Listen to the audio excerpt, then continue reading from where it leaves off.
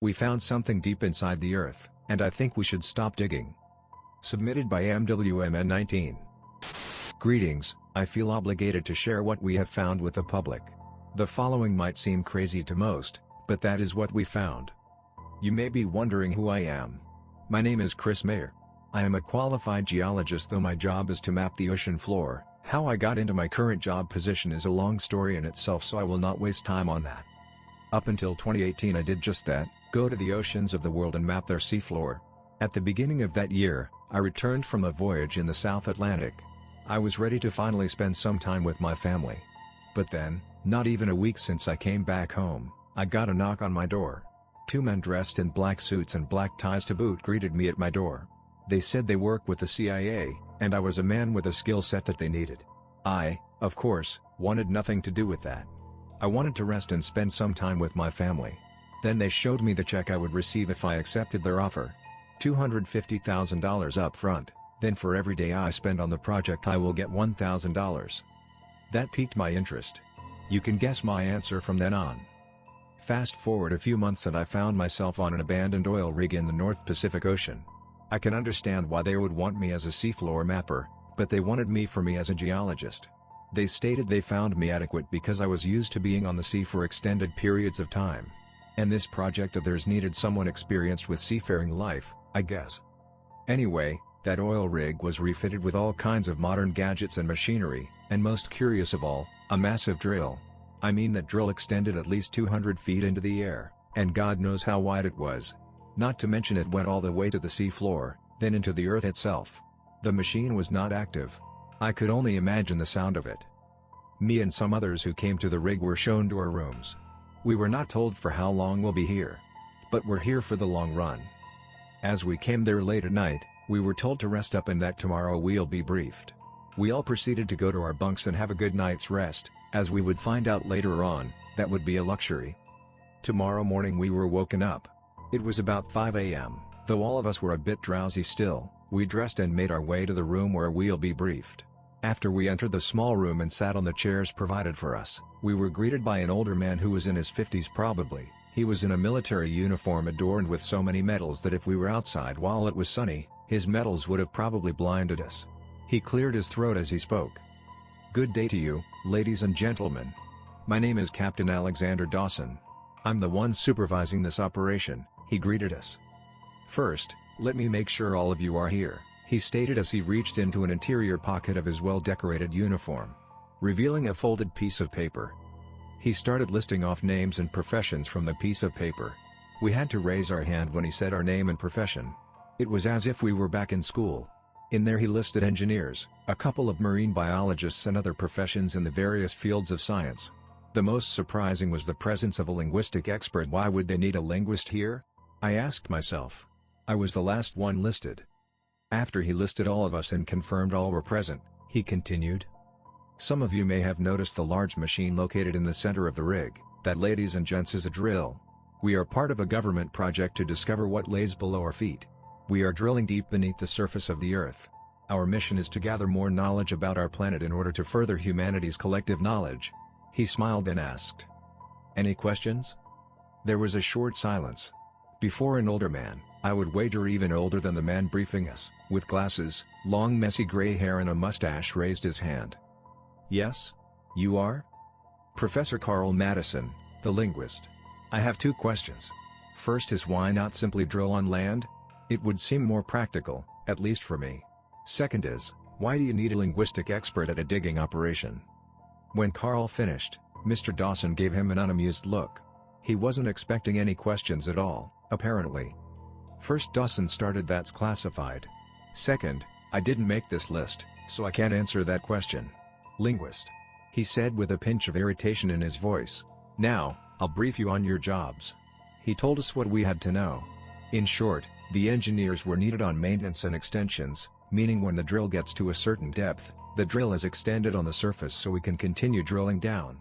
The marine biologists were primarily tasked with keeping an eye on any marine life that could interfere with the operation. I don't know any sharks that can take a large enough bite to damage the drill, so I couldn't figure that one out. Me, being the only geologist, was tasked with searching for any anomalies that the pumps spit out, in the words of the captain. The linguist was told to stand by. After that, we began working. An hour after the briefing, the drill roared to life. The sound could be described as a deep rumble. The entire rig shook as it came to life. It was a sight to see when the thing started rotating. It took a full 10 minutes for the debris to be pumped to the surface. We already dug quite deep, about 4 miles. The first week was uneventful, other than all of us commenting on the cold and crappy weather. Things were mundane. I met a couple of people, but I was talking with Carl the most, as he and I had the least work to do. I remember one conversation I had with him. He told me, "Say, Chris, you think there is an ulterior motive to all this? Maybe there's something deep below us that we were unaware of?" I remember he was skeptical of everything. I didn't pay much attention. I knew every day I spent here is a bonus $1,000. It wasn't until 3 months later that something happened. We dug about 68 miles below.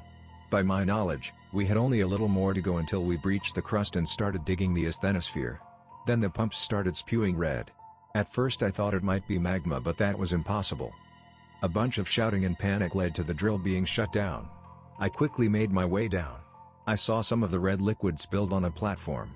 One of the engineers covered his nose and picked up one of the chunks. He then exclaimed, "Jesus!" and dropped it to the floor. Once I got there, the smell was first to hit me, a putrid smell of iron and rot. "That's not some rock, that's blood," someone said behind me. I couldn't agree more, and those chunks were chunks of meat. After that, we were ordered to start the drill once again. That was a mistake. Once the drill started up, the waves started getting bigger. An earthquake, and its epicenter was right beneath us. There is a slight vibration caused by the drill on the rig, but the earthquake was strong enough to be felt on the rig, a constant tremor that lasted for half an hour. Then when it stopped, there were a few moments of peace. It was followed by a strong tremor that dropped me on the floor. The others managed to catch themselves on the guardrails. The drill had an emergency shutdown. When inspected, the drill had been damaged, and it would take a few days for the repairs. Meanwhile, I was trying to find Carl, but to no avail. I didn't even find him in the evening. I went to sleep that night in fear. The next morning, I found some papers on a nightstand next to my bed. When I inspected them, I also saw a sticky note on the first paper, and it said, "I found this in the captain's office, read it. CM." The only person I knew with those initials was Carl. When I opened the document, I saw it said classified in big bold letters. I quickly hid them under my bed and went to work analyzing any new findings. I asked the captain where Carl was. He simply said that he couldn't work here anymore because of sickness. So they are finding a replacement. That evening, I read those documents. I'll give you a gist of them. In the late 40s, just after World War II, the US government had a similar operation as we are doing right now. The location was Antarctica.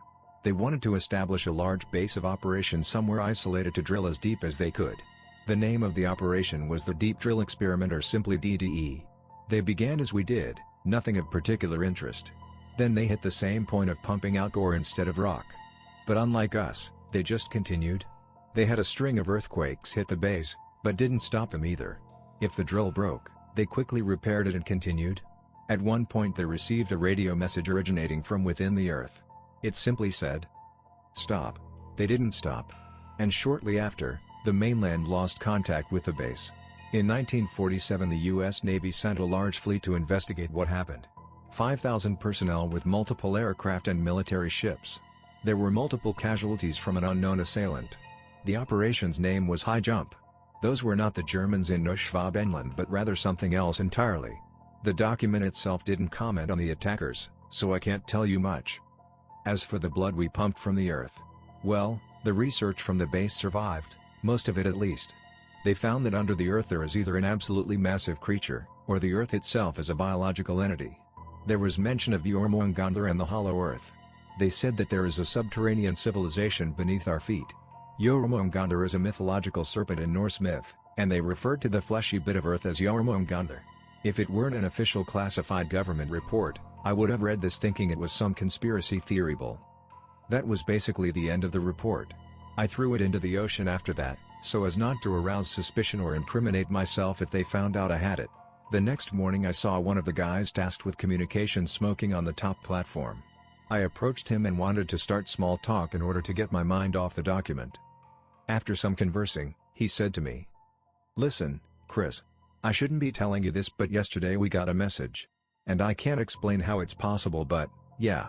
It's from inside the earth, that's where it came from. My heart skipped a beat upon hearing that. What did it say? I asked. This is your final warning. Do not disturb him. After hearing that, I told him not to tell anyone. He told me. He agreed. I managed to get off that rig the day the drill went operational once again. I said to the captain that my health was in an awful state and that I should go home. After some back and forth, he said yes. But I had to pledge that I will not say a word of what I witnessed here. I am writing this to you from my home. The world must know the truth. We are not alone, but our neighbors seem to not be from above, but from below. And they are not happy with us, for we have disturbed a sleeping titan. You will tread upon the lion and cobra, the young lion. And the serpent will trample you down. Psalms 91:13.